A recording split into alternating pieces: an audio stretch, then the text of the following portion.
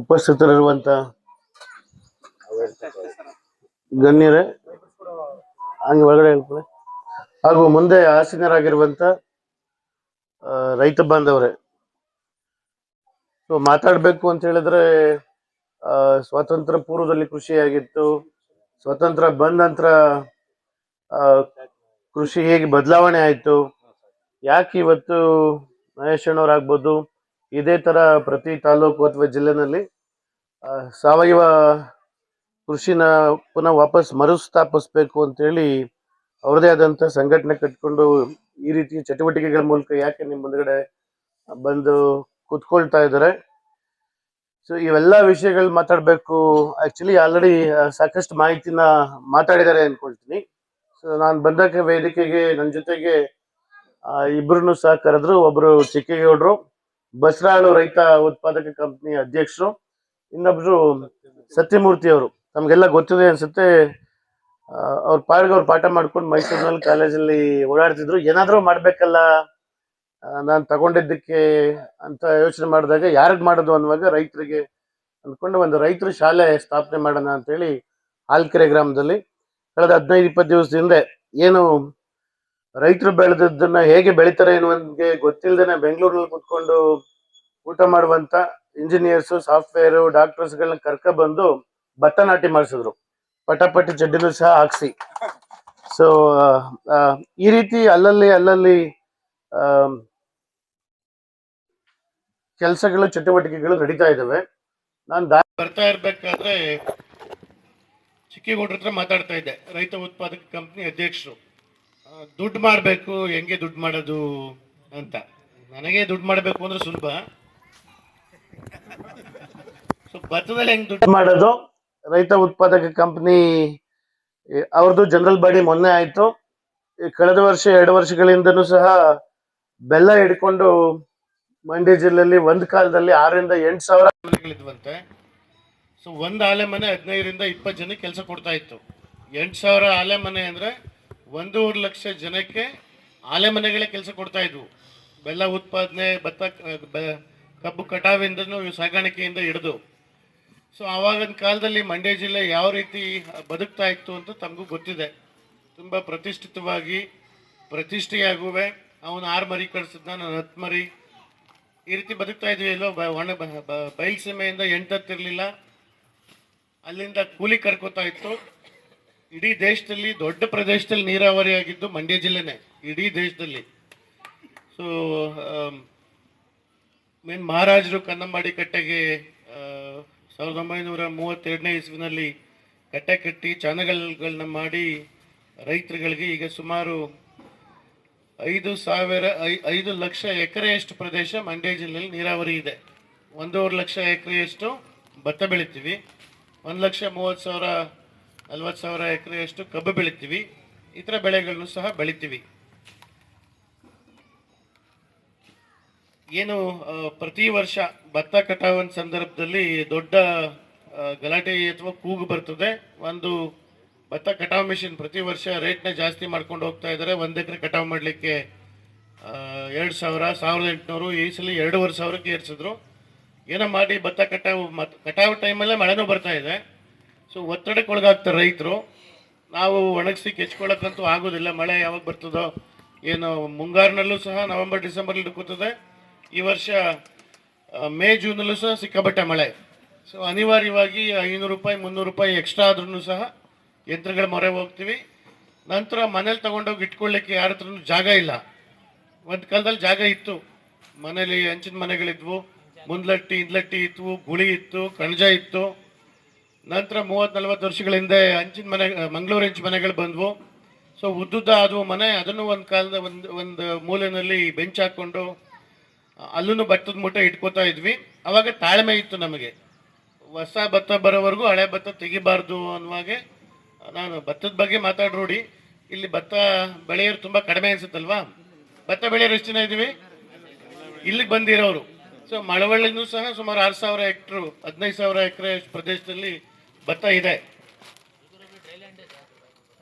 ಅಲ್ಗೂರ್ನಲ್ಲಿ dry land ಜಾಸ್ತಿ. So ಈಗ dry land ಒಳ್ಳೇದಾಯ್ತು, ನೀರಾವರಿ ಬರಲಿಲ್ಲ ಅಂತ ನಮಗೆ ಒಂದು ಕಾಲದಲ್ಲಿ ಕೊರಗ್ತಾ ಇದ್ವಲ್ಲ. ನಾಗಮಂಗಲ ಆಗ್ಬೋದು, ಅಲ್ಗೂರು ಆಗ್ಬೋದು, ಮಳವಳ್ಳಿಗೂ ಸಹ ಲೇಟಾಗಿ ಬಂದಿದ್ದು. ಸೊ ಈಗ ವಾಪಸ್ ತಿರುಗಿ ನೋಡಿದ್ರೆ ನೀರಾವರಿ ಪ್ರದೇಶದ ರೈತರ ಜೀವನ ತುಂಬ ಕಷ್ಟಕರವಾಗಿದೆ. ಈಗ ಗಂಡು ಮಕ್ಕಳಿಗೆ ಹೆಣ್ಣು ಸಿಗ್ತಾ ಇಲ್ಲ. ಕಪ್ ಕಟಾವು ಮಾಡಕ್ಕೆ ಬರ್ತಾರಲ್ಲ ಬಳ್ಳಾರಿಯವರು, ಅವ್ರ ಹತ್ರ ಮಾತುಕತೆ ಮಾತಾಡಿಕೊಂಡು 2 ಲಕ್ಷ ರೂಪಾಯಿ ಕೊಟ್ಟು ಮದುವೆ ಮಾಡ್ಕೊಳ್ತಾ ಇದ್ದಾರೆ. 1 ವರ್ಷ ಇರ್ತಾರೋ 2 ವರ್ಷ ಇರ್ತಾರೋ ಅದು ಗೊತ್ತಿಲ್ಲ. ಮೊದಲು ಒಣ ಪ್ರದೇಶದಿಂದ ಹೆಣ್ಣುಗಳನ್ನ ತರ್ತಿರ್ಲಿಲ್ಲ. ನೀರಾವರಿ ಪ್ರದೇಶದಿಂದ ಒಣ ಪ್ರದೇಶದಲ್ಲಿ ಕರ್ಕೊಂಡವ್ರು ನಮ್ಮ ಸಾಕಾಯ್ತದ ಅಂತ ಅವರು ತಗೊಬರ್ತಿರ್ಲಿಲ್ಲ. ಸೊ ಹಂಗೆ ಕಾಲಚಕ್ರ ಬದಲಾವಣೆ ಆದಂಗೆ ಇದಕ್ಕೆ ಮುಖ್ಯವಾದ ಕಾರಣ ನೀರಾವರಿ ಪ್ರದೇಶ ಜಾಸ್ತಿ ಆಗಿದ್ದು. 4-5 ವರ್ಷಗಳ ಹಿಂದೆ ಆಂಧ್ರದಲ್ಲಿ ಒಂದು ದೊಡ್ಡ ಡ್ಯಾಮ್ ಮಾಡಿದ್ರು, ಪೋಲಾವರಂ ಅಂತ. 10 ಲಕ್ಷ ಹೆಕ್ಟೇರ್ ನೀರಾವರಿ ಆಯಿತು. 5 ಮಂಡ್ಯ ಜಿಲ್ಲೆಯಷ್ಟು ಪ್ರದೇಶ ನೀರಾವರಿ ಆಯಿತು. ನೀರಾವರಿ ಪ್ರದೇಶ ಜಾಸ್ತಿ ಆಗಿದ್ರಿಂದ ಭತ್ತಕ್ಕೆ ರೇಟ್ ಇಲ್ಲ, ಕಬ್ಬಿಗೆ ರೇಟ್ ಇಲ್ಲ. ಸೊ ಕೃಷಿ ಮಾಡಬೇಕು, ಭತ್ತ ಅಥವಾ ಕಬ್ಬು ಅನ್ನುವಂಥ ಟೈಮಲ್ಲಿ ಇದ್ದೀವಿ. ಅನಿವಾರ್ಯ, ಮೇಲ್ಗಡೆ ಒಂದು ಭತ್ತ ಹಾಕಿದ್ರೆ ಕೆಳಗಡೆ ಒಂದು ಭತ್ತನೇ ಹಾಕಬೇಕು ಹೊರತು ಅಲ್ಲಿ ಆಯ್ಕೆ ಅವಕಾಶಗಳಿಲ್ಲ. ಅನಿವಾರ್ಯ ಕೃಷಿ ನೀರಾವರಿ ಪ್ರದೇಶದವರು. ಮಳೆ ಆಶ್ರಿತ ಪ್ರದೇಶ ಆದರೆ ಸ್ವಲ್ಪ ಬೋರ್ವೆಲ್ ನೀರು ಸಿಕ್ಕಿದ್ರೂ ಸಾಕು. ಸೊ ಡ್ರಿಪ್ ಮಾಡ್ಕೊಳ್ಳೋದು, ಮಲ್ಚಿಂಗು, ಈ ರೀತಿ ಹೊದಿಕೆ, ಸಾವಯವ ಈ ರೀತಿ ಮಾಡಿದ್ರೆ ನಮಗೆ ಬೇಕಾದ ಬೆಳೆನ ಬೆಳ್ಕೊಂಡು ಉತ್ತಮವಾದಂಥ ಜೀವನ ಸಾಗಿಸ್ಬೇಕು. ಇವೆಲ್ಲದಕ್ಕೂ ಅಂತಿಮವಾಗಿ ನಾನು ಚಿಕ್ಕೇಗೌಡರು ಮಾತಾಡಿದ್ರು ದುಡ್ಡು ಮಾಡೋದು ಅಂತ ಹೇಳಿದ್ನಲ್ಲ. ಸೊ ಅದಕ್ಕೆ ಮಧ್ಯ ಮಹೇಶ್ ಅಣ್ಣನೂ ಒಂದು ಹೇಳಿದ್ರು ಬಂದಾಗ, ಅತಿ ಅನ್ಯಾಯಕ್ಕೆ ಒಳಗಾದಂಥ ಶೋಷಿತ ವರ್ಗ ಅಂದರೆ ರೈತರು. ಸೊ ಅಂತ 100 ವರ್ಷದಿಂದ ಪ್ರತಿ ಬೆಳೆಗಳನ್ನೂ ಒಂದೊಂದು ಗ್ರಾಮದಲ್ಲೇ ಬೆಳೀತಾ ಇದ್ವಿ. ಮೊದಲು ಸಾಗಾಟಗಳಿರಲಿಲ್ಲ. ಒಂದು ತಾಲೂಕಿನ ಇನ್ನೊಂದು ತಾಲೂಕಿಗೆ ಎಣ್ಣೆ ಬೇಕಾ ಎಣ್ಣೆ ಕಾಳನ್ನು ಬೆಳೀತಾ ಇದ್ವಿ. ರಾಗಿ, ಭತ್ತ ಎಲ್ಲೆಲ್ಲಿ ನೀರು ನಿಂತ್ಕೊಂಡ್ಬಿಡ್ತದೆ ಅಂತೇಳಿ ಎಲ್ಲ ಚೆಲ್, ಭತ್ತ, ಪುಣಜಿ ಎಲ್ಲನೂ ಅಲ್ಲೇ ಬೆಳ್ಕೊತಾ ಇದ್ವಿ. ಕೃಷಿಗೆ ಬೇಕಾಗಿದ್ದಂಥ ಸಲಕರಣೆಗಳು ಅಲ್ಲೇ ಉತ್ಪಾದನೆ ಆಗ್ತಿತ್ತು. ಚಪ್ಪಲಿ ಒಲೆನೂ ಅಲ್ಲೇ ಇದ್ದಾಗ ಕ್ಷೌರಿಕ್ ಒಂದು ಗ್ರಾಮನೇ ಒಂದು ದೇಶದ ಥರ ಆಗ್ತಾ ಇತ್ತು. ನಂತರ ಹಸಿರು ಕ್ರಾಂತಿ ಬಂದಮೇಲೆ ಏಕ ಬೆಳೆ ಪದ್ಧತಿ ಬಂತು. ಸರ್ಕಾರ ಸಹಾಯಧನದ ಮೂಲಕ ಎಲ್ಲ ಯೋಜನೆಗಳನ್ನು ರೈತರಿಗೆ ಸಹಾಯಧನದ ಆಸೆ ತೋರಿಸೋ ಅಥವಾ ಅದನ್ನ ಎನ್ಕರೇಜ್ ಮಾಡಿ ಈಗ ಮಾನೋ ಕ್ರಾಪಿಂಗ್, ಒಂದು ತಾಲೂಕು ಬೆಳೆದ್ರೆ ಫುಲ್ ಕಬ್ಬು, ಇಲ್ಲ ಫುಲ್ ಭತ್ತ, ಫುಲ್ ರಾಗಿ, ಈ ರೀತಿ ಬಂದಿದೆ. ನಮಗೀಗ ಕಡಲೆಕಾಯೇ ಇಲ್ಲ. ಮಂಡ್ಯ ಜಿಲ್ಲೆಗೆ ಬೇರೆ ಜಿಲ್ಲೆಯವರು ಎಣ್ಣೆ ಕೊಡೋದಿಲ್ಲ ಅಂತ ಅಂದರೆ ನಮ್ಮ ಜಿಲ್ಲೆಗೆ ಎಣ್ಣೆನೂ ಸಿಗೋದಿಲ್ಲ. ನಾವು ಬೆಲ್ಲ ಕೊಡೋದಿಲ್ಲ ಅಂತ ಅಂದರೆ ಇಡೀ ಕರ್ನಾಟಕದಲ್ಲಿ 2-3 ಜಿಲ್ಲೆ ಅವರಷ್ಟೇ ಬೆಲ್ಲ ಉತ್ಪಾದನೆ ಮಾಡುವಂಥದ್ದು. ಆ ರೀತಿಯ ಪರಿಸ್ಥಿತಿಗೆ ಬಂದಿದ್ದೀವಿ. ಸಾಕಷ್ಟು ಯೋಜನೆಗಳನ್ನ ಸರ್ಕಾರನೂ ಸಹ ತಗೊಬರ್ತಾ ಇದೆ. ನಾನೇ ನೋಡಿದಾಗೆ ಬರೀ 4-5 ಯೋಜನೆಗಳಿದ್ವು. ನಾನು 2003 ಕೆಲಸಕ್ಕೆ ಸೇರಿದಾಗ ಒಂದು ತಾಲೂಕಿಗೆ 10 ಲಕ್ಷ 8 ಲಕ್ಷ ಬಂದಿದ್ರೆ ಜಾಸ್ತಿ. ಈಗ ಒಂದು ಜಿಲ್ಲೆಗೆ 80ರಿಂದ 100 ಕೋಟಿ ರೂಪಾಯಿ ಬರ್ತಾ ಇದೆ. 70-80 ಯೋಜನೆಗಳಿದ್ದಾವೆ. ಇನ್ನು ಜಿಲ್ಲಾ ಪಂಚಾಯತಿ NREG ಇದು ಮಾಡಿಕೊಂಡ್ರೆ ಇನ್ನೂ 200 ಕೋಟಿವರೆಗೂ ಖರ್ಚು ಮಾಡ್ಬೋದು. ಬಟ್ ಅವಾಗಿಂದಲೂ 20 ವರ್ಷಗಳಿಂದ ನೋಡ್ತಾ ಇದ್ರೆ ರೈತರ ಪರಿಸ್ಥಿತಿ ಇನ್ನೂ ಕಷ್ಟನೇ ಆಗ್ತಾ ಇದೆ ಹೊರತು ಬದಲಾವಣೆ ಅಲ್ಲಲ್ಲಿ ಒಬ್ಬರು ಇಬ್ಬರು ಮಾದರಿ ಮಾಡಿ ತೋರಿಸಿರ್ಬೋದು. ಬಟ್ ಅದು 70-80 ಭಾಗ ಅಂದರೆ ಬದಲಾವಣೆ ಪ್ರತಿ ವರ್ಷ ಹಿಂದಕ್ಕೆ ಹೋಗ್ತಾ ಇದೆ ಹೊರತು ಮುಂದಕ್ಕೆ ಹೋಗ್ತಾ ಇಲ್ಲ. ಇದಕ್ಕೆ ಒಂದೇ ಕಾರಣ ಅಂತ ಹೇಳಿದ್ರೆ ಮಾರಾಟ ಏನು ನಾವು ಕಲ್ತ್ಕೊಳ್ಬೇಕಿತ್ತು, ಹಿಂದೆ ಕಲಿತಾ ಇದ್ವಿ. ನಾನು ಹೇಳಿದಾಗೆ ಏನೇನು ಭತ್ತ ಬೆಳೆಯೋರು, ರಾಗಿಯವನಿಗೆ ಹಡದೆ ಪದ್ಧತಿ ಇತ್ತು. ಪ್ರತಿಯೊಂದಕ್ಕೂ ನಾವು ಬೆಳೆನೇ ಉಪಯೋಗಿಸ್ತಾ ಇದ್ವಿ. ಕಟಿಂಗ್ ಮಾಡೋನಿಗೂ ಸಹ ನಾವು ದಿನಸಿನೇ ಕೊಡ್ತಾ ಇದ್ವಿ. ದುಡ್ಡಿನ ವ್ಯವಹಾರ ಇರಲಿಲ್ಲ. ದುಡ್ಡು ಚಲಾವಣೆ ಆದ ನಂತರ ಒಂದು 30 ವರ್ಷಗಳಿಂದ ನಾವು ಬೆಳೆನ APMCವರೆಗೂ ತೊಗೊಂಡೋಗ್ತಾ ಇದ್ವಿ, ಹೌದಲ್ವಾ? ಮನೆ ಹತ್ರ ಮಾರ್ತಿರ್ಲಿಲ್ಲ. ಸೊ ಇವಾಗ ಇಟ್ಕೊಳ್ಳೋಕೆ ಜಾಗ ಇಲ್ಲದೆ ಇದ್ದಿದ್ದರಿಂದ ಅನಿವಾರ್ಯವಾಗಿ ಕಟಾವು ಮಳೆ ಪರಿಸ್ಥಿತಿ ನೋಡಿಕೊಂಡು ಜಮೀನ್ ಹತ್ರನೇ ಬಂದು ಎಷ್ಟಾದರೂ ಸಿಗಲಿ ತಗೊಂಡೋಗ್ಬಿಟ್ರೆ ಸಾಕು ಅನ್ನುವಂಥ ಸಂಕಷ್ಟದ ಒತ್ತಡ. ಒಂದು ದುಡ್ಡಿನ ಅನಿವಾರ್ಯತೆ, ಇನ್ನೊಂದು ತಗೊಂಡೋಗಿ ಇಟ್ಕೊಳ್ಳೋಕ್ಕೆ ಜಾಗ ಇಲ್ಲ, ಇಟ್ಕೊಂಡ್ರೂ ಏನಾಗ್ತದೆ ಅನ್ನುವಂಥದ್ದನ್ನ ಮರ್ತು ಹೋಗ್ತಾ ಇದ್ದೀವಿ.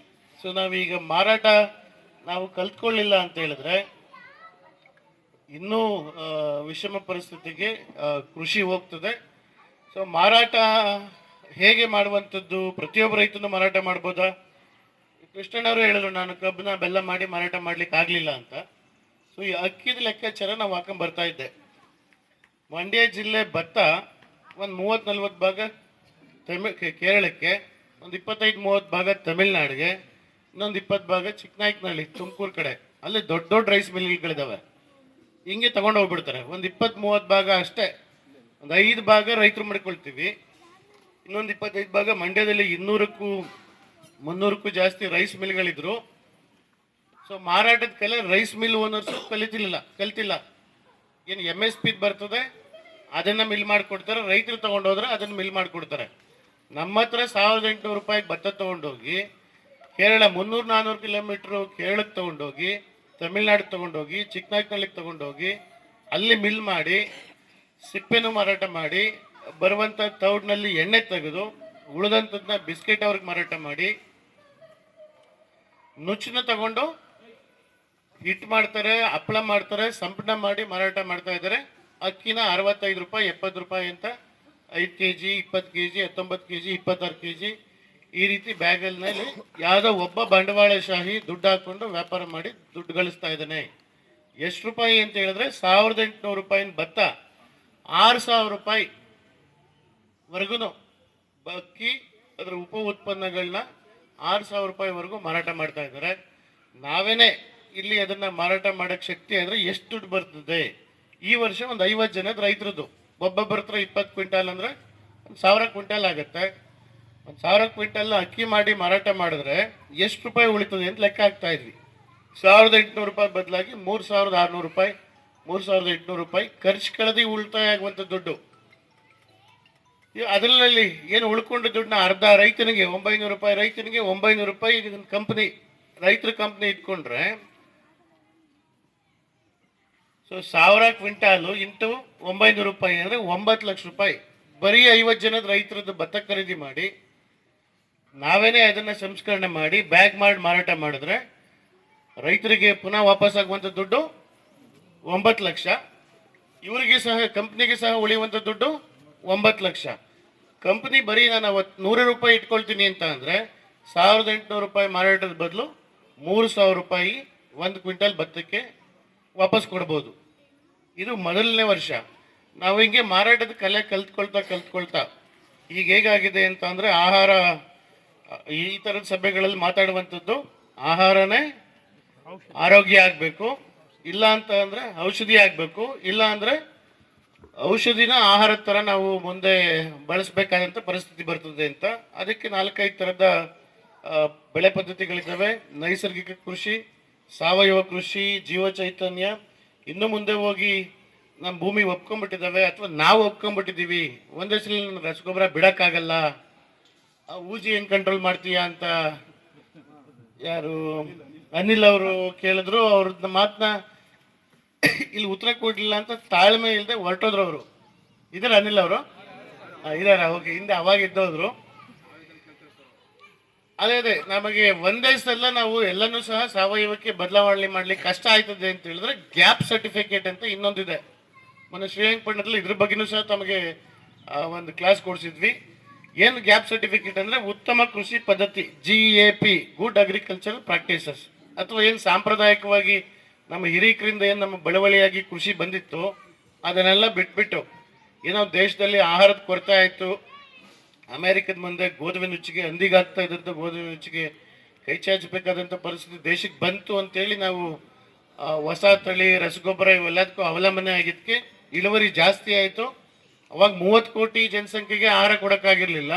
ಈಗ 140 ಕೋಟಿ ಜನಸಂಖ್ಯೆಗೆ 1 ವರ್ಷ ಬೆಳೆದ್ರೆ 2 ವರ್ಷಕ್ಕೆ ಸಾಕಾಗತ್ತೆ. ಅಷ್ಟು ಬೆಳೆನೇ ಉತ್ಪಾದನೆ ಮಾಡ್ತಾ ಇದ್ದೀವಿ ಎಣ್ಣೆಕಾಳನ್ನು ಹೊರತುಪಡಿಸಿದ್ರೆ. ಸೊ ದೇಶಕ್ಕೇನೋ ಆಹಾರ ಭದ್ರತೆ ಆಯಿತು, ರೈತನಿಗೆ ಆದಾಯ ಭದ್ರತೆ ವರ್ಷ ಕಡಿಮೆ ಆಗ್ತಾ ಇದೆ. ಸೊ ಈ ನಿಟ್ಟಿನಲ್ಲಿ ಸ್ವಾತಂತ್ರ್ಯ ಬಂದಾಗ ಸಹಕಾರ ಸಂಘಗಳನ್ನ ಸರ್ಕಾರ ಸ್ಥಾಪನೆ ಮಾಡಿತ್ತು. ಸೊ ಅವು ಒಂದು 50-60 ವರ್ಷ ಒಳ್ಳೆ ಕೆಲಸವನ್ನು ಸಹ ಮಾಡಿದ್ದಾವೆ. ಈಗ ನಮ್ಮ ಹತ್ರ ಸಹಕಾರ ಮನಸ್ಥಿತಿ ಇಲ್ಲ. ಮುಯ್ಯಾಳ ಹೋಗ್ತಾ ಇದ್ವಿ ಹಿಂದೆ, ಪಕ್ಕದವನಿಗೆ ಏನಾದರೂ ಜಮೀನಿಗೆ ಈಗ ಕಳೆ ಗಿಡ ಗಂಟೆ ಬೆಳೆದ್ರೆ ನಾವು ಕಿತ್ತಾಕ್ತಾ ಇದ್ವಿ. ತಿರುಗಾಡುವಾಗ ಪರಸ್ಪರ ಚೆನ್ನಾಗಿದ್ವಿ. ಮದುವೆಗಳು ಹೆಂಗಾಗ್ತಿದ್ವು, ಒಂದು 6 ತಿಂಗಳು ಮೊದಲೇ ನಮ್ಮ ಮನೇಲಿ ಮದುವೆ ಅಂತ ಎಲ್ಲರಿಗೂ ಗೊತ್ತಾಯ್ತಾ ಇತ್ತು. ಹೆಣ್ಮಕ್ಳು ಬಂದು ರಾಗಿ ಕ್ಲೀನ್ ಮಾಡೋರು ಮನೆಯಲ್ಲಿ. ಸೌದೆಗೆ 15 ದಿವಸ 1 ತಿಂಗಳು ಮುಂಚಿತವಾಗಿ ಹೇಳ್ಕೊಂಡು ಕಾಡಲ್ಲಿ ಹೋಗಿ ಸೌದೆ ಕಡ್ಕೊಬಂದು ಒಣಗಾಕವು. ಊರಲ್ಲೇ ಅಂಡೆ ಕೊಬ್ಬರಕ್ಕೆ ಎಲ್ಲೋ ಒಂದು ಕಡೆ ಇರೋದು. ಎಲ್ಲರೂ ಬಂದು ತರಕಾರಿ ಹೆಚ್ಕೋವೋ.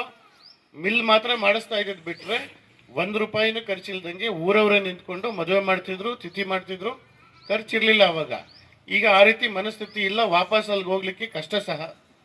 ಈಗ ಸಹಕಾರ ಮನಸ್ಥಿತಿ ಇಲ್ಲ ಅಂತೇಳಿ ಸಹಕಾರ ಸಂಸ್ಥೆಗಳು ಅವರು ಸಹ ಎಲೆಕ್ಷನ್ನು ಮತ್ತೊಂದು ಮಗದೊಂದು ಅಲ್ಲಿ ಏನು ಸಿಗಲಿಲ್ಲ ಅಂದ್ರೂ ಆ ಚೇರ್ಗೆ, ಆ ಲೆಟ್ರೇಟ್ಗೆ 10 ಲಕ್ಷ 15 ಲಕ್ಷ ಖರ್ಚು ಮಾಡೋಕ್ಕೆ ರೆಡಿ ಇದ್ದಾರೆ. ಈ ರೀತಿ ಕೆಲಸ ಮಾಡಲಿಕ್ಕೆ ಅವರು ಬೇರೆ ಬೇರೆ ಏನೋ ಮಾಡ್ತಿರ್ತಾರೆ, ದುಡ್ಡಿರೋರು ಬರ್ತಾರೆ. ಹಾಗಾಗಿ ಈಗ ಕಂಪ್ನಿ ಕಾಯ್ದೆ, ಈ ಕಂಪ್ನಿ ಅನ್ನೋ ಪದ ಯಾವತ್ತು ಕೇಳಿದ್ದು ಭಾರತ? ಈಸ್ಟ್ ಇಂಡಿಯಾ ಕಂಪ್ನಿ ಬಂದಾಗ. ನಮ್ದು ಆ್ಯಕ್ಚುಲಿ ಬ್ರಿಟಿಷ್ನವರೆಲ್ಲ ನಮ್ಮನ್ನ ಆಕ್ರಮಿಸ್ಕೊಂಡಿದ್ದು ವ್ಯಾಪಾರ ಮಾಡೋಕ್ಕೆ ಅಂತೇಳಿ ಕಂಪ್ನಿ ಕಳಿಸಿದ್ರು. ಅದ್ರ ಜೊತೆ ಒಂದಷ್ಟು ಸೈನಿಕರನ್ನ, ಜಸ್ಟ್ 1,000 ಜನ ಬಂದಂಥ ಸೈನಿಕರು ಇಡೀ ದೇಶನೇ ನಮ್ಮಲ್ಲಿ ಇದ್ದದ್ದನ್ನು ನೋಡಿಕೊಂಡು ಆಕ್ರಮಿಸ್ಕೊಂಡು 200 ವರ್ಷಗಳ ಕಾಲ ಆಳಿ ಚಿನ್ನ ಎಲ್ಲನೂ ದೋಚ್ಕೊಂಡು ಹೋಗಿ ಒಂದಷ್ಟು ವಿದ್ಯೆನೂ ಕೊಟ್ಟು ಹೋದ್ರು. ಸೊ ಈಗ ಒಂದು ವಿದ್ಯೆನ ನಾವು ಈಗ ಅಳವಡಿಸ್ಕೊಳ್ಬೇಕಾಗಿರೋದು ಅಂದರೆ ಕಂಪ್ನಿ. ಸೊ ಯಾರ್ದು ಕಂಪ್ನಿ? ರೈತರ ಕಂಪ್ನಿ. ಅವ್ರು ಹೋದ ನಂತರ ಭಾರತ ಸ್ವಾತಂತ್ರ್ಯ ಬಂದಾಗ ಒಂದು 3-4 ಕಂಪ್ನಿ ಇದ್ವು. ಯಾರಿಗೆ ಬಂತು ಸ್ವಾತಂತ್ರ್ಯ ಅಂತ ನಾವು ಹೊಸಟವಲ್ನವರು ಮಾತಾಡ್ತಿದ್ವಿ. ಟಾಟಾ ಬಿರ್ಲರ ಜೋಬಿಗೆ ಬಂತು 47ರ ಸ್ವಾತಂತ್ರ್ಯ ಅಂತ. ಸೊ ಅವಾಗಿದ್ದವರು ಟಾಟಾ ಬಿರ್ಲಾ, ಈಗ ಅದಾನಿ ಅಂಬಾನಿ. ನಮ್ಮ ದೇಶದಲ್ಲಿ, ಬೇರೆ ದೇಶದಲ್ಲಿ ಒರಾಕಲ್ ಕಂಪ್ನಿ ಅಂತೆ, ಟೆಸ್ಲಾ ಅಂತೆ, ಇಲಾನ್ ಮಸ್ಕ್. ಈ ರೀತಿ ಕಂಪ್ನಿ ಆ್ಯಕ್ಟಲ್ಲಿ ಬಂದು ಅವರೆಲ್ಲ ದುಡ್ಡು ಮಾಡ್ತಾ ಇದ್ದಾರೆ. ಸೊ ಒಬ್ಬೊಬ್ಬನೇ ರೈತ, ನೀನು ಭತ್ತನ ನಾನು ಆವಾಗಲೇ ಹೇಳ್ದಂಗೆ ಮಿಲ್ ಮಾಡಿ, ಭತ್ತ ಅಕ್ಕಿ ಮಾಡಿ, ಪ್ಯಾಕ್ ಮಾಡಿ ಮಾರಾಟ ಮಾಡಲಿಕ್ಕೆ ಕಷ್ಟ ಆಯ್ತದೆ ಅಂತೇಳಿ ಈಗ ಕಂಪ್ನಿನ ಸ್ಥಾಪನೆ ಮಾಡಿದ್ದಾರೆ.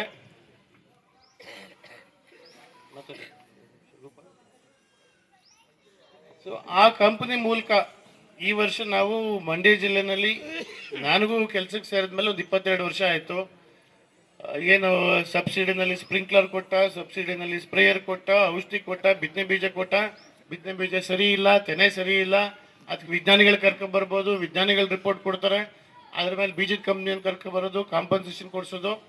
ಸೊ ಈಗ ಇನ್ನೂ ದೊಡ್ಡ ದೊಡ್ಡ ಯೋಜನೆಗಳು ಬಂದವೆ. ಒಬ್ಬ ರೈತನಿಗೆ 50 ಲಕ್ಷ ಕಪ್ ಕಟಾವ್ ಮಿಷಿನ್ ತಗೋತೀರಾ, 50 ಲಕ್ಷ ಸಬ್ಸಿಡಿ, 1 ಕೋಟಿ ಅದು 50 ಲಕ್ಷ ಸಬ್ಸಿಡಿ.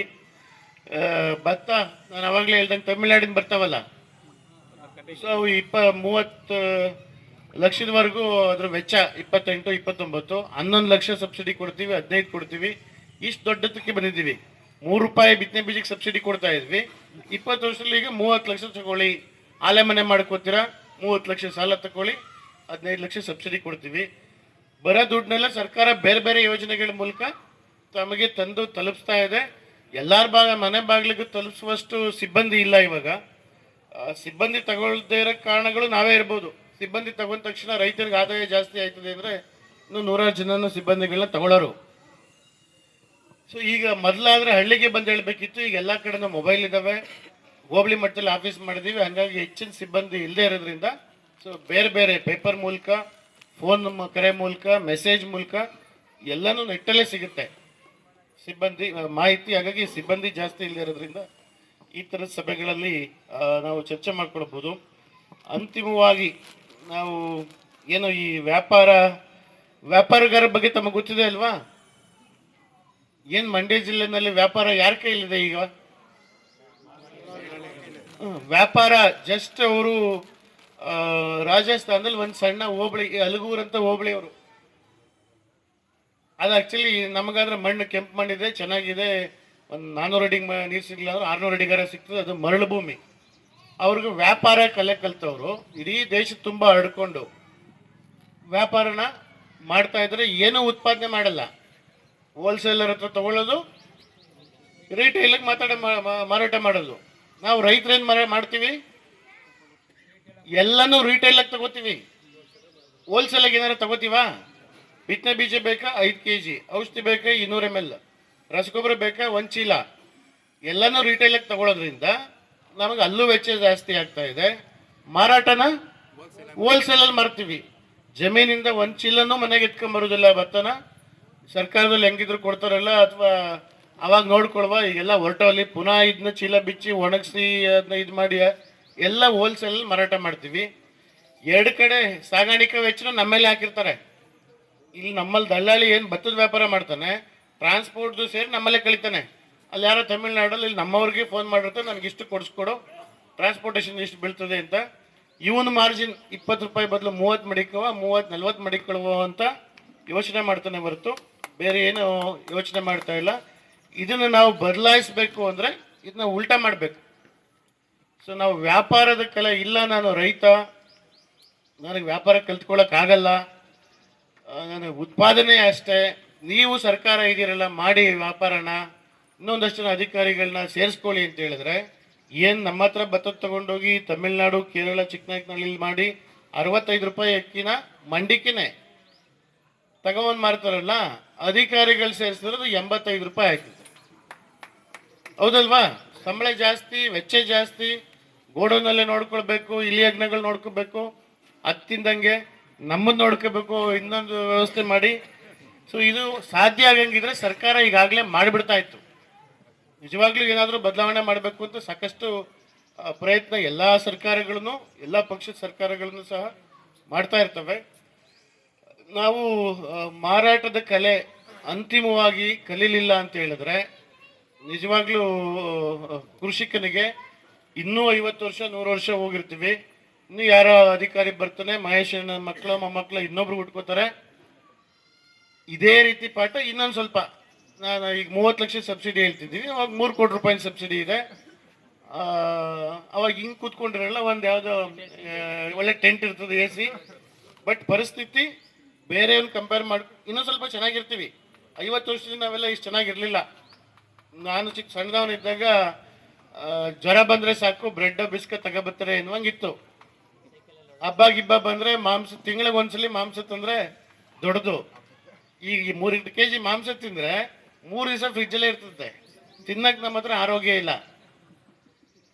ಸೊ ಈ ಎಲ್ಲ ಬೇರೆ ಎಲ್ಲ ವಿಷಯನೂ ತಮಗೆ ಹೇಳ್ಕೊಡ್ಬೋದು ತಾವು. ನಾನು ನೈಸರ್ಗಿಕವಾಗಿ ಕೃಷಿ ಮಾಡ್ತೀನಿ ಅಂತ ಅಂದರೆ ಅದಕ್ಕೇನು ಸಹಾಯಧನ ಇದ್ದಾವೆ, ಅದಕ್ಕೆ ಒಂದು ಯೋಜನೆ ಇದ್ದಾವೆ. 4 ಕ್ಲಸ್ಟರು ಮಳವಳ್ಳಿ ಸ್ಥಾಪನೆ ಆಗಿದೆ ನೈಸರ್ಗಿಕ ಕೃಷಿ. ಪಂಡತಳ್ಳಿ 1, ಚೊಟ್ನಹಳ್ಳಿ, ಕ್ಯಾತ್ನಹಳ್ಳಿ, ಕುಂದೂರು, ಬಸವಾಪುರ. ಸೊ ಅಲ್ಲಿಂದ ಬಂದಿದ್ದಾರಲ್ವಾ? ಸೊ ಅಲ್ಲಿಂದ ಕಡಿಮೆ ಜನ ಬಂದಿದ್ದಾರೆ, ಬರೀ ಕೃಷಿ ಸಖಿಯರು, ಆಫೀಸರ್ಸ್ ಅಷ್ಟೇ ಕಾಣಿಸ್ತಿದ್ದೀವಿ, ರೈತರು. ಹಾಂ, ಸೊ ನಾನು ಇವಾಗ ಏನು ಭತ್ತದ ರೇಟ್ ಮಾತಾಡಿದ್ನಲ್ಲ, ಅದು ರಾಸಾಯನಿಕ ಕೃಷಿ ಭತ್ತ 65 ರೂಪಾಯಿಗೆ ಮಾರಿದ್ರೆ ನಮಗೇನು 1800 ರೂಪಾಯಿಗೆ ಮಾರ್ತೀವಲ್ಲ, ಇನ್ನೂ 1800 ರೂಪಾಯಿ ಎಕ್ಸ್ಟ್ರಾ ಉಳಿತದೆ ಅಂದಿದ್ದು. ನಾವು ಏನು ರಸಗೊಬ್ಬರ ಈಗ ಶಿಫಾರಸಿದೆ ಅದಕ್ಕಿಂತ 1.5 ಪಟ್ಟು 20-30% ಜಾಸ್ತಿ ಆಗ್ತಾ ಇದೀವಿ ರಸಗೊಬ್ಬರನ. ಯೂರಿಯಾ ಕಡಿಮೆ ಅಂತ ತಂದು ಬಾಂಡ್ಲಿಗೆ ಹಾಕೊಂಡು ಎರಚ್ತಾ ಇದ್ದೀವಿ. ಅದರಿಂದ ರೋಗ ಕೀಟಗಳು ಜಾಸ್ತಿ ಆಯ್ತವೆ. 3 ಸಲ ಔಷಧಿ ಹೊಡಿತಾ ಇದ್ದೀವಿ. ಆ ಆಹಾರದಲ್ಲಿ ಆರೋಗ್ಯ ಇಲ್ಲ. ತಿಂದಂಥವ್ರಿಗೂ ಕರೋನಾ ಸಂದರ್ಭ ನೆನೆಸ್ಕೊಂಡ್ರೆ ತಮಗೆ ಗೊತ್ತಾಗುತ್ತೆ, ಹೌದಲ್ವಾ? ಯಾರು ಧೈರ್ಯವಾಗಿ ಓಡಾಡ್ಬೋದಿತ್ತು? ಯಾರಿಗೆ BP ಇಲ್ಲ, ಯಾರಿಗೆ ಶುಗರ್ ಇಲ್ಲ, ಅವನೋಗಿ ಬಾಗಿಲವರೆಗೂ ಹೋಗಿ ಬಾಗಿಲು ತೆಗಿಬೋದು. ಯಾರು ಬೆಲ್ ಮಾಡಿದ್ರೆ ಅವನಿಗೆ ಉಸಿರಾಟ ತೊಂದರೆ ಇದೆ, ದಮ್ಮಿದೆ ಅಂದರೆ ರೂಮ್ ಬಾಗಿಲು ತೆಗೆದು ಆಚೆಗೆ ಬರೋಂಗಿರಲಿಲ್ಲ. ಇವನಿಗೆ ಏನು ಕಾಯಿಲೆ ಅಂದರೆ ಇಲ್ಲ ಅಂದರೆ ಅಂಗಡಿಗೆ ಹಾಲು ಪ್ಯಾಕೆಟ್ ತರಕ್ಕೆ ಶರ್ಟ್ ಗುಂಡಿ ಬಿಚ್ಕೊಂಡು ಧೈರ್ಯವಾಗಿ ಹೋಗಿ ಬರ್ಬೋದಿತ್ತು. ಮೀಸು ತಿಳ್ಕೊಂಡು ನನಗೇನು ಕಾಯಿಲೆ ಇಲ್ಲ, ಕೋಮಾರ್ಬಿಡಿಟಿ, ಇಮ್ಯುನಿಟಿ, ಈ ಥರದ ಪದಗಳನ್ನ ಅವಾಗ ಕೇಳ್ತಿದ್ವಿ ಅಲ್ವಾ? ಸ್ಯಾನಿಟೈಸರು, ಮಾಸ್ಕು, ಅಂತರ 3 ಅಡಿ ಹತ್ರ ಕೂತಿದ್ದೀರಾ ಅಂತ, ಈ ಥರದ್ದನ್ನು ಅವಾಗ ಮಾತಾಡ್ತಾ ಇದ್ವಿ. ಗಂಟೆ ಹೊಡೀರಿ ಅಂದ್ರೂ ಹೊಡೆದ್ವಿ ಅನ್ಸುತ್ತೆ. ಹಾಂ, ದೀಪ ಹಚ್ಚೋದು, ಈ ಗಂಟೆ ಹೊಡೆದ್ವಿ, ಹೇಳಿದ್ದೆಲ್ಲ ಮಾಡ್ತಾ ಇದೀವಿ. ಬಟ್ ಲಾಭ ಆಯ್ತಾ ಇದೆಯಾ ಕೃಷಿನಲ್ಲಿ? ಸೊ ಅಂತಿಮವಾಗಿ ನಾವು ಕೃಷಿನ ಲಾಭ ಮಾಡ್ಕೊಳ್ಬೇಕು ಅಂತ ಹೇಳಿದ್ರೆ ನಾವು ಬೆಳೆದ ಬೆಳೆಗಳನ್ನ ನಾವೇ ಮಾರಾಟ ಮಾಡಬೇಕು. ಸೊ ಒಬ್ಬೊಬ್ಬರು ಮಾರಾಟ ಮಾಡೋದು ಕಷ್ಟ ಅಂತೇಳಿ ಅಲ್ಗೂರಿನಲ್ಲಿ ಒಂದು ಕಂಪ್ನಿ ಸ್ಥಾಪನೆ ಆಗಿದೆ, ರೈತರು ಉತ್ಪಾದಕ ಕಂಪನಿ. ರೇಷ್ಮೆದು ಇದೆ. ಅವ್ರು ಬರಲೇ ಇಲ್ಲ, ದೊಡ್ಡ ಸಾಹೇಬ್ರವರು ಎಲ್ಲರಿಗಿಂತ, ಅಶ್ವಿನ್ ಕುಮಾರ್ ಅಂತ. ಅವನು ಇಲ್ಲಿ ಬರಬೇಕಿತ್ತು, ನಮ್ಮ ಇದರಲ್ಲೂ ಇದೆ ಸಂಸ್ಥೆ. ಸೊ ಹಾಗಾಗಿ ಈಗ ಮಹಾದೇವ್ ಅವರು ಮಂಡ್ಯ ಜಿಲ್ಲೆಯಲ್ಲಿ 30 ರೈತ ಉತ್ಪಾದಕ ಕಂಪ್ನಿ ಇದ್ದಾವೆ. ಬಸರಾಳು ಎಲ್ಲದಕ್ಕಿಂತ ಚೆನ್ನಾಗಿ ವ್ಯಾಪಾರ ಮಾಡ್ತಾ ಇದೆ. ಕಳೆದ ವರ್ಷ 5 ಕೋಟಿ ಮಾಡಿ 4 ಲಕ್ಷ ಉಳಿಸಿದ್ದಾರೆ. ಇವೆಲ್ಲ ಇನ್ಪುಟ್ಟಿಂದ, ಬಿತ್ತನೆ ಬೀಜ, ರಾಗಿ, ಗೊಬ್ಬರ, PVC ಪೈಪು. ಅವ್ರ ಬಸರಾಳಿನಲ್ಲಿ ಒಳ್ಳೆ ಜಾಗ ಸಿಕ್ತು. PVC ಪೈಪ್ನ ಹೋಗಿ ಹೋಲ್ಸೇಲ್ ಡೀಲರ್ಸ್ ಹತ್ರ ವಿಚಾರಿಸ್ತಾರೆ ಎಷ್ಟು ರೂಪಾಯಿ ಅಂತ. ಇಲ್ಲೇನು ಲೋಕಲಲ್ಲಿ ಮಾರ್ತಾ ಇರ್ತಾರಲ್ಲ ನಮ್ಮವ್ರೆ, 100 ರೂಪಾಯಿ ಕಡಿಮೆ ಒಂದು ಪೈಪ್ಗೆ. ಇವ್ರು ಬರೀ 25 ರೂಪಾಯಿ ಮಾರ್ಜಿನ್ ಇಟ್ಕೊಂಡು ಮಾರಾಟ ಮಾಡೋಕ್ಕೆ ಶುರು ಮಾಡ್ತಾರೆ. ಅವರೆಲ್ಲ ಬಾಗ್ಲು ಹಾಕೋತಾ ಇದ್ದಾರೆ ಈಗ ಅಂಗಡಿ. ಇವ್ರಿಗೆ ಫ್ರೀಯಾಗಿ ಒಂದು ಜಾಗ ಬರೀ 8,000 ರೂಪಾಯಿಗೆ ದೊಡ್ಡ ಗೋಡನ್ ಸಿಕ್ಕಿತ್ತು. APMC ಅವರು ಬಸರಾಳ್ ಸಂತೆ ಪಕ್ಕ ಕಟ್ಟಿದ್ರು, ಯಾರೂ ಬಳಸಿರಲಿಲ್ಲ 2 ವರ್ಷ. ಈಗ ಅವರು 80,000 ರೂಪಾಯಿ ಕೊಡ್ತೀವಿ ನಾವು ತಿಂಗಳಿಗೆ, ಅವರಿಂದ ಕಿತ್ಕೊಳ್ಳಿ ಆ ಜಾಗನ. ಎಲ್ಲ ವ್ಯಾಪಾರಿಗಳು ಅವರೆಲ್ಲ ನಮ್ಮವ್ರೂ. ಈ ದೇಶದಲ್ಲಿ ಯಾರಿಗೆ ಅವಕಾಶ ಸಿಗ್ತಾ ಇಲ್ಲ ಅವರಷ್ಟೇ ಒಳ್ಳೆಯವರು. ಒಂದು ಸಣ್ಣ ಅವಕಾಶ ಸಿಕ್ಕಿದ್ರು, ನೀರ್ಗಂಟಿ ಕೆಲಸ ಸಿಗಲಿ, ಒಂದು ದೊಡ್ಡ ಅಂಗಡಿ ಇಟ್ಕೊಳ್ಳಿ, ಅವರೆಲ್ಲರೂ ಸಹ ಬೇರೆಯವರ ಹಿತನ ಮಾಡಿದ್ರೆ ಸ್ವಂತ ಹಿತ. ಹಾಗಾಗಿ ನಾವು 2-3% ಜನ ಎಲ್ಲರನ್ನೂ ಸೇರಿಸಿ ಅವರೇ ದುಡ್ಡಾಗ್ಬೋದು, ಅಧಿಕಾರ ಆಗ್ಬೋದು, ಅವರೇ ಎಂಜಾಯ್ ಮಾಡ್ತಾ ಇರೋದ್ರಿಂದ ನಾವೇನು ಬಹುಜನರಿದ್ದೀವಿ ಅಥವಾ ರೈತಾಪಿ ವರ್ಗ ಇದ್ದೀವಿ, ಗುಂಪು ಮಾಡಿಕೊಂಡು ಸಂಪೂರ್ಣ ಸಾವಯವದ್ದೇ ಒಂದು FPO ಮಾಡಬೇಕು ಅಂತಿದ್ದಾರೆ. ಅಥವಾ ಪ್ರತಿ ಹೋಬಳಿಲಿ ರೈತ ಉತ್ಪಾದಕ ಕಂಪ್ನಿ ಇದ್ದಾವೆ. ಈ ಸಲ ಮಂಡ್ಯ ಜಿಲ್ಲೆನಲ್ಲಿ ಈ ರೀತಿ ಮಾರಾಟ ಮಾಡಲಿಕ್ಕೆ ಅನುಕೂಲ ಆಗಲಿ ಅಂತೇಳಿ ಜಿಲ್ಲಾ ಪಂಚಾಯತಿ ಪಕ್ಕ R-Mart ರೈತ ಬಜಾರ್ ಹಿಂದೆನೂ ಸಹ ಸ್ಥಾಪನೆ ಮಾಡಿದ್ರು KV ಶಂಕರೇಗೌಡರು ಅಂತ ತಮಗೆ ಗೊತ್ತಿದೆ ಅನ್ಸುತ್ತೆ. ನಾನು ರೆಕಾರ್ಡ್ ಮಾಡ್ಕೊಳ್ತಾ ಇದ್ರೆ ಹೇಳ್ಬೇಕು ಗೊತ್ತಿಲ್ಲ. ಕೆಲವ್ರು ಮಾತಾಡುವಂಗೆ ಈ ವ್ಯಾಪಾರಗಾರೇ ದುಡ್ಡು ಕೊಟ್ಟು ಅವ್ರನ್ನ ಸೋಲ್ಸಿದ್ರಂತೆ. ನಮ್ಮದು ವ್ಯಾಪಾರ ಎಲ್ಲಿ ಮುಗಿದೋಯ್ತದೆ ಅಂತ RAPC ಎಂಬೆನ್ಸ್ನ ಸೊ ಅಂಥವು ಮುಂದೆನೂ ಉಟ್ಕೊಳ್ತವೆ. ಸೊ ಆದಾಗಿನೂ ಸುಮ್ಮನೆ ಇರಬಾರ್ದು, ಏನಾರ ಪ್ರಾರಂಭ ಮಾಡ್ತಾ ಇರಬೇಕು ಅಂತೇಳಿ ರೈತ ಬಜಾರ್ ಅಂತ ಜಿಲ್ಲಾ ಪಂಚಾಯತ್ ಪಕ್ಕ ಪ್ರಾರಂಭ ಮಾಡಿದ್ವಿ.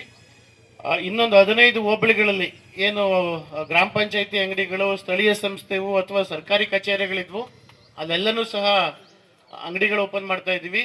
ಈ ರೀತಿ ಯಾರು ರಾಸಾಯನಿಕ ಕೃಷಿನಲ್ಲಿ ಬೆಳೆದಂಥ ಅಕ್ಕಿ, ರಾಗಿ, ಬೆಲ್ಲ ಫುಲ್ ನೈಸರ್ಗಿಕವಾಗಿ ಒಂದು ಸ್ವಲ್ಪನೂ ನಾನು ಬಳಸಿಲ್ಲ ಅನ್ನುವಂಥವ್ರು, ಅಥವಾ ಗ್ಯಾಪ್ ಅರ್ಧ ಬಳಸ್ತಾ ಇದ್ದೀನಿ, ಲೆಸ್ ಟೀ ಹೇಳಿದ್ರೆ ಆರ್ಡರ್ ಮಾಡ್ತೀವಲ್ವಾ, sugarless tea, less sugar tea ಅಂತ.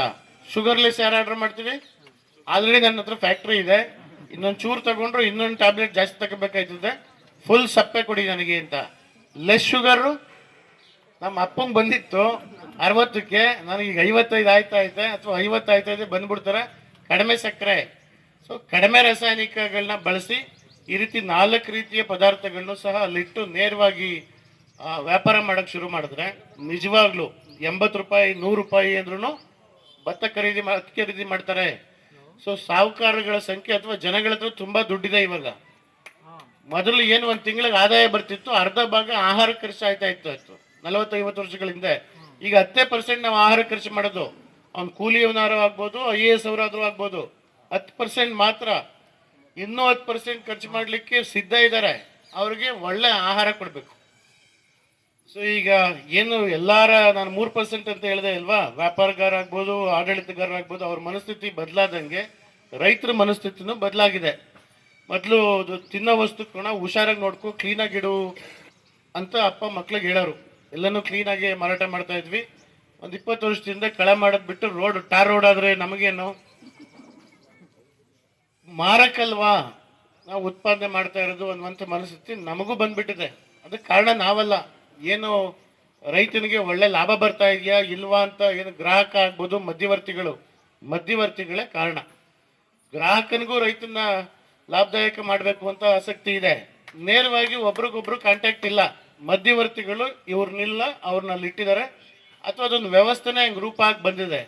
ಈ ವ್ಯವಸ್ಥೆನ ನಾವು ಒಡೆದೋಡಿಸ್ಲಿಲ್ಲ ಅಂತ ಹೇಳಿದ್ರೆ ಅಲ್ಲಿ ಗ್ರಾಹಕನಿಗೂ ಒಳ್ಳೆ ಆಹಾರ ಸಿಗಲ್ಲ. ಟಿವಿಲಿ ಬರ್ತಾ ಇದೆಯಲ್ಲ 30 ವರ್ಷಕ್ಕೆ ಹಾರ್ಟ್ ಅಟ್ಯಾಕು, ಬೇರೆ ಬೇರೆ ಕಾಯಿಲೆಗಳು. ಏನಕ್ಕೆಂದರೆ ನಾವು ನಾಳೆ ಕೋಸ್ ಮಾರಬೇಕು, ಇನ್ನೊಂದು ದಿವಸ ಔಷಧಿ ಹೊಡಿತೀವಿ. ಯಾಕಂದರೆ ಕಿತ್ತ ತಕ್ಷಣ ಹುಳ ಆಚೆಗೆ ಬರ್ತದದು, ಎಲೆಕೋಸು. ಹೂಕೋಸು ಗಚ್ಚಲಿ ಹೊಡಿತೀವಿ. ನಮಗೇನು ನಮ್ಮನ್ನು ಕೇರ್ ಮಾಡ್ತಾ ಇರೋದ್ರಿಂದ ರೈತನ ಆರೋಗ್ಯದ ಬಗ್ಗೆ, ರೈತನ ಆದಾಯದ ಬಗ್ಗೆ, ನಾವು ತಿನ್ನೋನ ಬಗ್ಗೆ ನಾವೇ ಕೇರ್ ಮಾಡಬೇಕು. ಪ್ರತಿಯೊಬ್ಬರು ಮನಸ್ಥಿತಿನೂ ಹಿಂಗೆ ಆಗ್ತಾ ಇದೆ. ಸೊ ಹಿಂಗೆ ಹೋದರೆ ಏನು ಒಂದು ಕಾಲದಲ್ಲಿ ಭಾರತ ದೇಶ ಇಡೀ ಪ್ರಪಂಚಕ್ಕೆ ಒಂದು ಮಾದರಿ ದೇಶ ಆಗಿತ್ತು. ಮನೆ ಬಾಗಿಲೇ ಇರಲಿಲ್ವಂತೆ, ಬೀರುಗಳು ಇರಲಿಲ್ಲ, ಮನೆ ಒಳಗಡೆನೂ ಬೀರುಗೆ ಬಾಗಿಲಿರಲಿಲ್ಲ, ಮನೆಗೂ ಬಾಗಿಲಿರಲಿಲ್ಲ ಅನ್ನುವಂಥ ವಿಜಯನಗರದಲ್ಲಿ ರೋಡಲ್ಲೇ ಚಿನ್ನ ಮಾರ್ತಾ ಇದ್ವಿ, ಹಂಗೆ ಪಾಠ ಕೊಟ್ಟಿದ್ವಿ. ಸೊ ಈಗ ಇನ್ನೊಂದು ರೀತಿ ವ್ಯವಸ್ಥೆಗೆ ಬಂದಿದ್ದೀವಿ. ಆ ಜಾಗಕ್ಕೆ ಹೋಗ್ಬೇಕು ಅಂತ ಹೇಳಿದ್ರೆ ಬಹುಸಂಖ್ಯಾತರು 50 ಭಾಗ ರೈತರೇ ಇದ್ದೀವಿ. ಸೊ ನಾವು ನಮ್ಮ ಆದಾಯನ ನಾವೇ ಸೃಷ್ಟಿ ಮಾಡ್ಕೊಳ್ಳಿಲ್ಲ ಅಂತ ಹೇಳಿದ್ರೆ ಇದಕ್ಕೆ ಬೇರೆ ದಾರಿ ಇಲ್ಲ ಅಂತ ಒಂದು ಸಣ್ಣ ಪ್ರಯತ್ನ ನಾವು ಮಾಡಿದ್ದೀವಿ. ನಮ್ಮ ಉತ್ಪಾದಕ ಕಂಪ್ನಿಯವ್ರನ್ನು ಸೇರಿಕೊಂಡು ತಾವೆಲ್ಲರೂ ಸಹ ಈ ನಿಟ್ಟಿನಲ್ಲಿ ಯೋಚನೆ ಮಾಡಿ. ಸೊ ಇನ್ನೊಂದು 2-3 ವರ್ಷಕ್ಕೆ ಅಥವಾ 1 ವರ್ಷಕ್ಕೇ ಅದು ಸಕ್ಸಸ್ ಆದರೆ ಜಿಲ್ಲಾ ಪಂಚಾಯತಿ ಇತ್ತದ್ದು ಜೊತೆಗೆ ಒಂದು 15 ಹೋಬಳಿಗಳಲ್ಲಿ ಏನು ಮಾಡಬೇಕು ಅಂದ್ಕೊಂಡಿದ್ದೀವಿ. ಮತ್ತು ಒಂದು 15 FPO ಬರೀ 50 ಜನ ಹತ್ರ ಭತ್ತ ಖರೀದಿ ಮಾರಾಟ ಮಾಡೋದು ಸಕ್ಸಸ್ ಆದರೆ ಬೆಂಗಳೂರು ಮೈಸೂರು ಹೈವೇನಲ್ಲಿ 6 ಕಡೆ ಇದೆ. ರುದ್ರಾಕ್ಷಿಪುರ ಗೇಟ್ ಆದಮೇಲೆ ಒಂದು ಕಡೆ ಎಂಟ್ರಿ ಎಕ್ಸಿಟ್ ಇದೆ. ಮದ್ದೂರು ಆದಮೇಲೆ ಗೆಜಲ್ಗೆರೆಲ್ ಒಂದಿದೆ, ಅಮರಾವತಿ ಅಂತ ಇದೆ, ಸುಂಡಳ್ಳಿಲಿದೆ, ಶ್ರೀರಂಗಪಟ್ಟಣಕ್ಕೆ ಮೊದಲು ಗಣಗೂರಲ್ಲಿದೆ, ಶ್ರೀರಂಗಪಟ್ಟಣ ಆದಮೇಲೆ ಪಯಣ ಅಲ್ಲಿದೆ. ಅಷ್ಟೂ ಕಡೆ ಈ ಕಡೆಯಿಂದ ಮತ್ತು ಆ ಕಡೆಯಿಂದ ಬರೋ 2 ಕಡೆ ರೈತರ ಮಾಲ್ಗಳನ್ನ ಸ್ಥಾಪನೆ ಮಾಡಿದ್ರೆ ಸಾಕು. ಪ್ರತಿ ಶನಿವಾರ 2 ಲಕ್ಷ ಕಾರು ಮೈಸೂರಿಗೆ ಹೋಯ್ತವೆ, ವಾಪಸ್ ಭಾನುವಾರ ಸಾಯಂಕಾಲ ಬೆಂಗಳೂರಿಗೆ ಹೋಗ್ತಾರೆ. ಈ ಕಡೆಯಿಂದ ಹೋಗುವಾಗ ಅವ್ರಿಗೆ ರೆಡಿ ಊಟ ಕೊಡೋದು, ರುಚಿ ಅಂತ ಗೊತ್ತಾಗ್ಬೇಕಲ್ಲ. ಆ ಕಡೆಯಿಂದ ಬರೋರಿಗೆ ಮಾರಾಟದ್ದು ವಾಪಸ್ ಕೊಡ್ಬೋದು. ಸೊ ಅದಕ್ಕೆ ಬೆಳೆದು ಕೊಡೋಕ್ಕೆ ನಾವಲ್ಲಿ ಮಾರಾಟ ಹಿಡಿದ್ರೆ ಅವಾಗ ನಿಮಗೂ ಧೈರ್ಯ ಕೊಡ್ಬೋದು. ನೀವು ಬೆಳೀರಿ, ಈ ರೀತಿ ನೀವು ಕಡಿಮೆ ರಸಗೊಬ್ಬರ ಬೆಳೀರಿ, 2,500 ಕೊಡ್ತೀವಿ, ಒಂದು ಸ್ವಲ್ಪನೂ ರಸಗೊಬ್ಬರ ಹಾಕ್ಬೇಡಿ, 3,500 ಕೊಡ್ತೀವಿ. ಈ ಥರ ಹೇಳಿದ್ರೆ ನೀವು ಬೆಳ್ಕೊಳ್ಳೋಕ್ಕೆ ಸಿದ್ಧ ಆಗ್ತೀರಾ. ಎರಡನ್ನೂ ಬ್ರಿಡ್ಜ್ ಮಾಡಬೇಕು. ಏನು ನಮ್ಮ ದೇಶದಲ್ಲಿ ಯಾರೋ ಒಬ್ರು ಬಂದು ಮಾಡಬೇಕು, ನಾನು ಮಾಡೋಕ್ಕಾಗೋದಿಲ್ಲ. ಪಕ್ಕದ ಮನೆ ಒಂದು ಮಾಡಬೇಕು, ಅವನು ಒಳ್ಳೆಯವನಾಗಬೇಕು. ನಾನು ಮಾಡೋಕ್ಕೆ ನನಗೆ ವಾರಕ್ಕೆ 2 ದಿವಸ ಈ ರೀತಿ ನಾವು ಯೋಚನೆನ ಬದಲಾಯಿಸ್ಕೊಳ್ಳಿಲ್ಲ ಅಂತ ಅಂದರೆ ನಮ್ಮ ವಸ್ತುನ ನಾನೇ ಮಾರಾಟ ಮಾಡಬೇಕು. ಅಷ್ಟು ತಾಳ್ಮೆನ ನಾನೇ ತಗೋಬೇಕು. ಈಗೇನು ಎಲ್ಲೋದ್ರೂ ದುಡ್ಡು ಸಿಗುತ್ತೆ. ಮನೆಯವ್ರನ್ನ ಕಳಿಸಿ ಸಂಘದ ಮೀಟಿಂಗ್ ಮಾಡ್ಕೊಂಬ ಅಂದರೆ ಭತ್ತದ ರೇಟ್ನ 30-40 ಸಾವಿರ ಎತ್ಕೊಬಂದು ಕೊಟ್ಬಿಡ್ತಾರೆ. ಭತ್ತ ಇಟ್ಕೊಳ್ಳುವಂಥ ಜಾಗ ಪ್ರತಿ ಮನೇಲೂ ಕಣ್ಜೆ ಕಟ್ಕೊಳ್ಳೋಕ್ಕಾಗಲಿಲ್ಲ ಅಂದ್ರೂ ಇಲ್ಲಿ ಸೊಸೈಟಿಗಳು ಜಾಸ್ತಿ ಇರೋದ್ರಿಂದ ಎಲ್ಲ ಕಡೆ ಗೋಡನ್ ಇದ್ದಾವೆ. ನಾವೆಲ್ಲ ಸೇರಿ ಸೊಸೈಟಿಗಳು ಕೇಳಿದ್ರೆ ಅವರು ರೆಡಿ ಮಾಡಿಕೊಡ್ತಾರೆ. ಸೊ ಈಗ ಮಾರಾಟನ ಹಿಡಿಯುವ ಅಂತ ಹೊಟ್ಟಿದ್ದೀವಿ. ಸದ್ಯದಲ್ಲೇ ಅಲ್ಲಿ ಯಶಸ್ವಿ ಆಗ್ತಾರೆ ಅಂತ ಎಲ್ಲ ಕಡೆ ಬಂದು ಸ್ಟೇಜ್ ಮೇಲೆ ಸುಮ್ಮನೆ ಏನು ಕರಿತಾ ಇಲ್ಲ, ಅಧ್ಯಕ್ಷರಿಗೆಲ್ಲ ಸ್ಟೇಜ್ ಮೇಲೆ ಕರೆದು ಕೂತ್ಕೋತಾ ಇದ್ದೀವಿ. ನಾನು ಹಿಂಗೆ ಉದ್ದುದ್ದ ಭಾಷಣ ಸಹ ಹೊಡಿತಾ ಇದ್ದೀನಿ. ದುಡ್ಡು ತರ್ತಾ ಇದ್ದೀವಿ ಮಾಲ್ ಮಾಡಬೇಕು ಅಂತ. ನಮ್ಮ ಸಚಿವರು ಸಹ ಪ್ರತಿಯೊಂದು ವಿಷಯಕ್ಕೂ ನೇರವಾಗಿ ಸ್ಪಂದಿಸ್ತಾ ಇದ್ದಾರೆ. ಒಂದು ಮಾದರಿ ನಮ್ಮ ಜಿಲ್ಲೆನಲ್ಲಿ ಕ್ರಿಯೇಟ್ ಆದರೆ ಸೊ ಸರ್ಕಾರ 55,000 ಕೋಟಿ ಸುಮ್ಮನೆ ಅಕೌಂಟ್ಗೆ ಆಗ್ತಾ ಇದೆ. ಮನಸ್ಸಲ್ಲಿ ಖುಷಿ ಆದರೂ ಹೊರಗಡೆ ಬೈತಾ ಇದ್ದೀವಿ ಸರಿ ಇಲ್ಲ ಅಂತ, ಹೌದಲ್ವಾ? ಮನಸ್ಸಲ್ಲಿ ಯಾರು ಬೈಕೋತಾ ಇಲ್ಲ, ಆದರೂ ಹೊರಗಡೆ ನಮ್ಮ ಇದಕ್ಕೆ ಬೈಕೊಳ್ತಾ ಇದ್ದೀವಿ. 5,000 ಕೋಟಿ ಕೊಡಿ ನಮ್ಮ FPO ಅಂದರೆ ದೊಡ್ಡ ವಿಷಯನೇ ಅಲ್ಲ. 500 ಕೋಟಿ ಕೊಡಿ ಅಂದರೆ ದೊಡ್ಡ ವಿಷಯನೇ ಅಲ್ಲ. ಕೊಡ್ತದೆ. ಒಂದು ಮಾದರಿ ಒಂದು ಪ್ರಯತ್ನ ನಾವು ಮಾಡಿ ತೋರಿಸಿದ್ರೆ ಅವ್ರು ಕೊಡೋ ದುಡ್ಡಿಗೂ ಇಲ್ಲ ಏನೋ ಬದಲಾವಣೆ ಆಗ್ತಾ ಇದೆ ಮಾಡ್ತಾರೆ, ಅದರಿಂದ ಸರ್ಕಾರಕ್ಕೂ ಹೆಸರು ಬರ್ತದೆ ಅಂತ ಆದರೆ ಎಲ್ಲನೂ ಸಹ ಸಿದ್ಧರಾಗ್ತಾರೆ. ಈ ಸಂದರ್ಭ ಉಪಯೋಗಿಸ್ಕೊಂಡು ನಾವು ಅದನ್ನು ಮಾಡೋಣ. ನಮ್ಮ ಜಿಲ್ಲೆಗೆ ಸಚಿವ ಸ್ಥಾನ ಬಂದಿದೆ, ಎಷ್ಟು ಬೇಕಾದ್ರೂ ಮಾಡಿ, ಏನು ಪ್ರಯತ್ನಗಳು ಬೇಕಾದರೂ ಮಾಡಿ ಅಂತ ನನಗೂ ಸಹ ನೇರವಾಗಿ ಮಾನ್ಯ ಸಚಿವರು ಹೇಳಿದ್ದಾರೆ. ನಮಗಿಂತ ಒಂದು ಹೆಜ್ಜೆ ಮುಂದೋಗಿ ನಮ್ಮ ಸಾವಯವ ಸಂಪೂರ್ಣ ಸಾವಯವ ಮಹೇಶ್ ಅಣ್ಣವರು ಇದೇ ರೀತಿ ಮಂಡ್ಯ ತಾಲೂಕಿನಲ್ಲಿ ಭತ್ತದ ಬೋರೇಗೌಡರು ಇದು ಕಷ್ಟ ಅಲ್ಲ, ಸುಲಭ. 50 ಜನ ಸೇರಿಕೊಂಡ್ರು ಮಾಡ್ಬೋದು ಅಂತ ಆಲ್ರೆಡಿ ಮಾಡಿ ತೋರಿಸಿದ್ದಾರೆ. ಅವ್ರ ಮನೆಗೆ ಬಂದು ತಗೊಂಡು ಹೋಗ್ತಾರೆ ಎಲ್ಲರೂ. ಹೋಗ್ತೀನಿ ಅವರೆಲ್ಲಿ ಮಾರಾಟಕ್ಕೆ ಹೋಗಲೇ ಬಂದಿಲ್ಲ. ಈ ಅದು ಇದು ಕೃಷಿ ಮೇಳ ಅಲ್ಲೇ ಮಾರ್ಬೋದು. ಸ್ವಲ್ಪ ತಾಳ್ಮೇಲೆ ತಗೊಳ್ಬೇಕು, ದೊಡ್ಡ ರೀತಿಯಲ್ಲಿ ಯೋಚನೆ ಮಾಡಬೇಕು. ಒಂದು 5 ವರ್ಷ 10 ವರ್ಷದ ಗುರಿ ಇಟ್ಕೋಬೇಕು. ನನಗೆ ಇವತ್ತೇ ಆಗಬೇಕು, ಈ ಸೀಸನಲ್ಲೇ ಆಗಬೇಕು, ಮುಂದೆ ವರ್ಷನೇ ಆಗಬೇಕು ಅಂದರೆ ಏನೋ ನಾವು ಸಾಧನೆ ಮಾಡೋಕ್ಕಾಗಲ್ಲ ಅಂತ ಹೇಳ್ತಾ ಇವಿಷ್ಟು ವಿಷಯ ಯೋಜನೆಗಳು ಬೇಕು. ನಿಜವಾಗ್ಲೂ ರಸಗೊಬ್ಬರ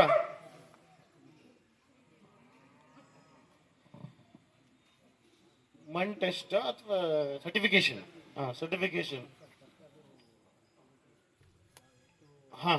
ನಿಜವಾಗ್ಲೂ ಅರ್ಥ ಆಯ್ತು. ರಸಗೊಬ್ಬರ ಇಲ್ಲದೆ ಕೃಷಿ ಮಾಡ್ಬೋದಾ? ನಿಜವಾಗ್ಲೂ ಮಾಡ್ಬೋದು.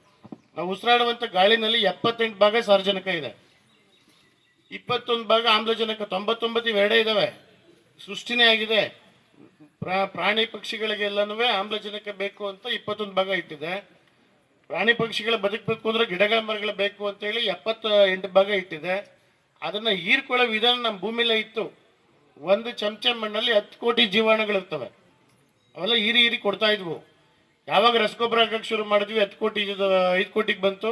ಕಳೆ ಔಷಧಿ ಹಾಕಕ್ಕೆ ಶುರು ಮಾಡಿದ್ವಿ. 5 ಕೋಟಿ ಇದ್ದು 3 ಕೋಟಿಗೆ ಬಂತು. ಹಸಿರೆಲೆ ಗೊಬ್ಬರ, ಕೊಟ್ಟಿಗೆ ಗೊಬ್ಬರ, ಜೀವಾಣು ಗೊಬ್ಬರ ಇವುದ್ರ ಮೂಲಕನೇ ನಾವು ನಮ್ಮ ಮಣ್ಣಿನ ರಸಗೊಬ್ಬರ ಇಲ್ದಂಗೆ ಒಂದು 4-5 ವರ್ಷಕ್ಕೆ ಸುಲಭವಾಗಿ ಬದಲಾವಣೆ ಮಾಡ್ಕೊಳ್ಬೋದು. ತುಂಬ ಕಷ್ಟ ಏನಿಲ್ಲ. 30 ಕ್ವಿಂಟಲ್ ಏನು ನಾವು ಇಲಾಖೆಯವರು ಎಲ್ಲರನ್ನೂ ರೇಸ್ ಗಚ್ಚಿದ್ವಿ, 1 2 3 ಸ್ಟಾರ್ಟ್ ಅಂತ. ಯಾರು ಜಾಸ್ತಿ ಬೆಳೀತಾನೆ 25,000 ಪ್ರಶಸ್ತಿ, ಅದು ದೇಶಕ್ಕೆ ಬೇಕಾಗಿತ್ತು ಅವಾಗ ಜಾಸ್ತಿ. ಸೊ ಇವಾಗ ಇದೆ, ದುಡ್ಡು ಇದೆ ದೇಶದ ಹತ್ರ, ಆಹಾರನೂ ಇದೆ.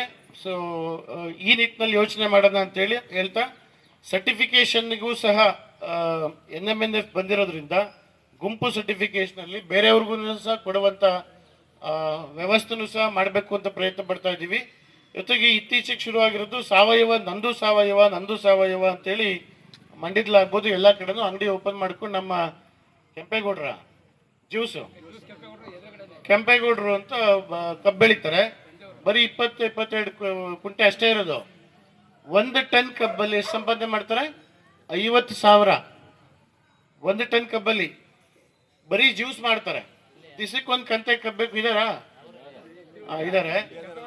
ಅವ್ರಿಗೂ ಸಹ ಅವ್ರ ಎದುರುಗಡೆ ಬೇರೆಯವರು ನಾನು ಸಾವಯವ ಅಂತ ಬೋರ್ಡ್ ಹಾಕ್ಕೊಂಡು ಅವ್ರಿಗೂ ಇದು ಮಾಡ್ತಾ ಇದ್ದಾರೆ. ಸೊ ನಾವು ಅದನ್ನ 158 ರೀತಿಯ ರಾಸಾಯನಿಕಗಳನ್ನ ಟೆಸ್ಟ್ ಮಾಡುವಂಥ ವಿಧಾನ ಇದೆ ಲ್ಯಾಬಲ್ಲಿ. ಕೀಟನಾಶಕಗಳು ಮಾತ್ರ, ರಸಗೊಬ್ಬರಗಳನ್ನ ಟೆಸ್ಟ್ ಮಾಡ್ಲಿಕ್ಕೆ ಆಗಲ್ಲ. ನೀನು ಚೀಲದ ಗೊಬ್ಬರ ಹಾಕಿದ್ಯಾ, ಕೊಟ್ಟಿಗೆ ಗೊಬ್ಬರ ಹಾಕಿದ್ಯಾ, ಅದು ಕಷ್ಟ. ಏನು ಆ ಥರ ಗೊಬ್ಬರ ಹಾಕ್ತಾನೆ ಔಷಧಿ ಹೊಡಿಲೇಬೇಕು, ಇಲ್ಲಾಂದರೆ ಬೆಳೆ ಬರಲ್ಲ. ಸೊ ಕೀಟನಾಶಕಗಳನ್ನ ಟೆಸ್ಟ್ ಮಾಡಲಿಕ್ಕೆ ಇದೆ.